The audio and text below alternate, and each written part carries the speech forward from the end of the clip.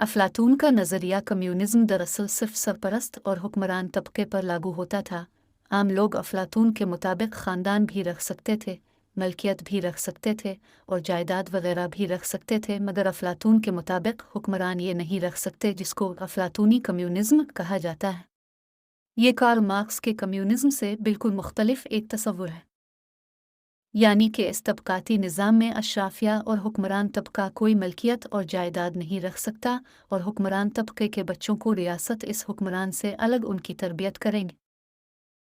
ये एक किस्म की इंटेलेक्चुअल ऑलिगार्की थी, यानी कि दानिश्वर और इल्मी लोगों का ही समाज में मुकम्मल गिरफ्त और असर और रसूख होगा, और ये जो दानिश्वर तबका है उनको किसी वोटिंग के ज़रिए हुक्मरान तबका नहीं बनाया जाएगा, मतलब जमहूरियत नहीं होगी। बल्कि अफलातून जमहूरियत के सख्त मुखालिफ थे और इसी लिहाज से अफलातून स्पार्टा को बेहतर समझता था कि जो लोग काबिल, बहादुर और जंगजू हैं उनको हुक्मरान तबका होना चाहिए। अफलातून यही समझता था कि जमहूरियत ही ने तो सुकरात जैसे अजीम इंसान को एक आम आदमी के साथ बराबर करके सुकरात के ऊपर मजालिम ढाए। अफलातून के मुताबिक स्पार्टा का मॉडल बेहतर मॉडल था, यानी एक ऐसा मॉडल जिसमें वो लोग हुक्मरान तबका बनते जो कि वाकई समाज के सबसे तेज़ और बहादुर लोग हुआ करते थे।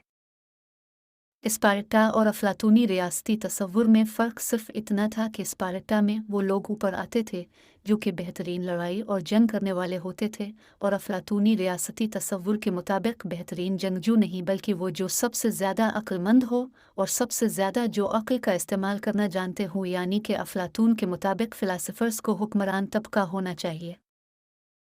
अफलातून ने जब भी इस मॉडल को लागू करने की कोशिश की तो इसको सिर्फ नाकामी ही हुई। अफलातून का यह तसव्वुर आज तक कभी भी एक निज़ाम के तौर पर कामयाब नहीं हुआ। अफलातून की रियासत का यह तसव्वुर एक किस्म का यूटोपिया था और कभी भी कामयाब नहीं हुआ।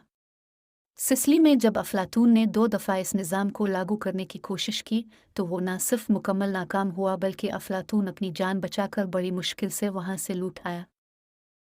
दी रिपब्लिक ऐसी किताब थी कि जिसमें अफलातून ने बग़ैर परवाह किए वो सब कुछ लिखा जो अफलातून समझता था कि निज़ाम अगर होना चाहिए तो ऐसा ही होना चाहिए, लेकिन बार बार नाकामी के बाद अफलातून ने अपने आखिरी वक्त में एक किताब लिखी, अफलातूनी कवानीन।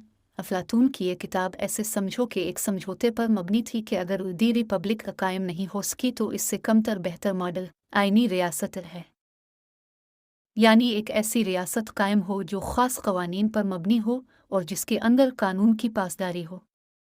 हम अफलातून के तसव्वुरात और नज़रियात के साथ इख्तिलाफ़ तो कर सकते हैं, मगर अफलातून को कोई भी फ़लसफ़ी नज़रअंदाज नहीं कर सकता। तकरीबन 2000 साल तक हर फ़लसफ़ी वहीं से शुरू करता है जहाँ अफलातून ने अपनी बात ख़त्म की थी।